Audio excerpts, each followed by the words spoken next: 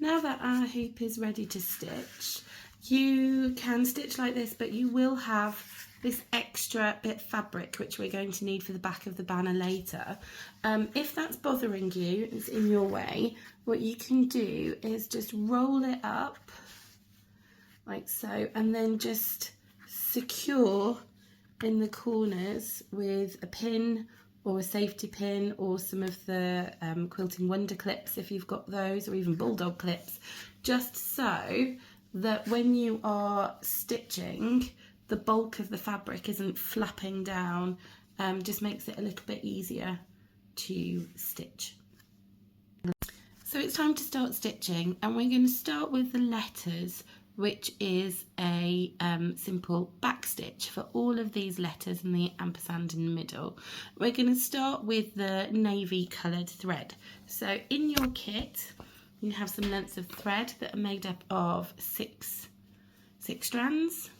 We need to separate this so that we're only using 3 strands.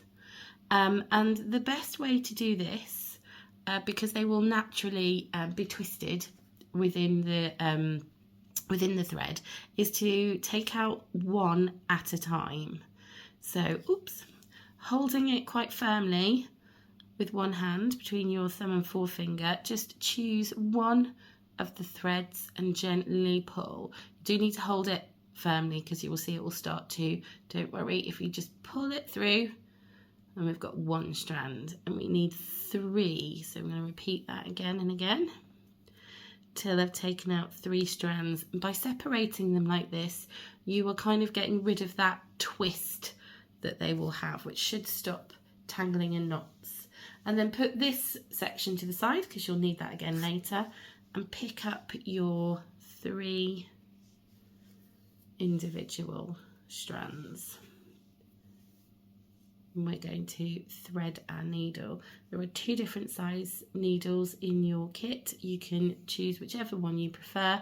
The chenille needle is the one with the larger eye, which just makes it easier to thread, she says. If you're struggling to get it through, what you can do is chop the ends so that they are a bit more even. And there we go. And then we're going to put a knot at the end. A simple way of doing that is to just wrap it around your finger and thread your needle through and pull. And then we have a knot on the end.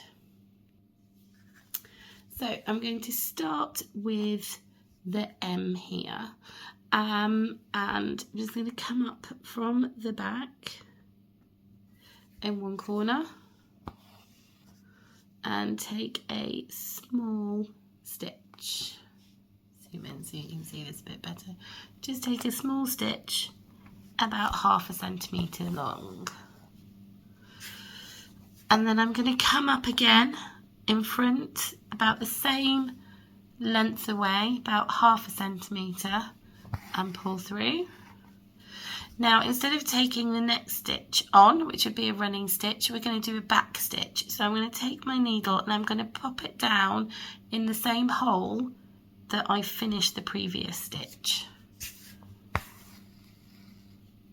And there we have our first 2 back stitches, and we're going to repeat that. So I'm going to come up again in front and back down again in the previous stitch.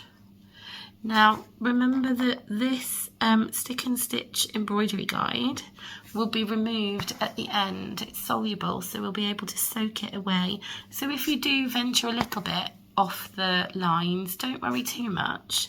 You do want to try and keep it straight, as straight as you can, but don't worry if you can see the grey lines underneath your stitches, because they will be removed. So I'm going to just go into this corner and show you how to go around a corner. Very simple. So we've done 1 straight line there. And now I'm going to go across here. So I'm just going to bring my needle up and back down again into that corner. And we're just going to repeat this all the way around M in our navy stitching.